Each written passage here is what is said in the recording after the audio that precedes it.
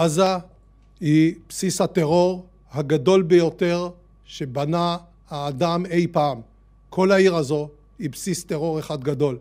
מתחת לקרקע קילומטרים של מנהרות, הן מתחברות אל בתי חולים, אל בתי ספר, הן מחוברות ביניהם.